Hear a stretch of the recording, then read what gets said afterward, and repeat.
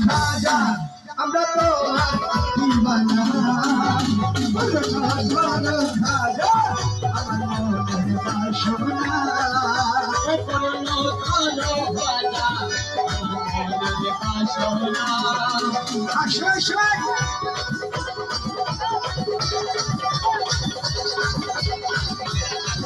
এইটাই যন্ত্র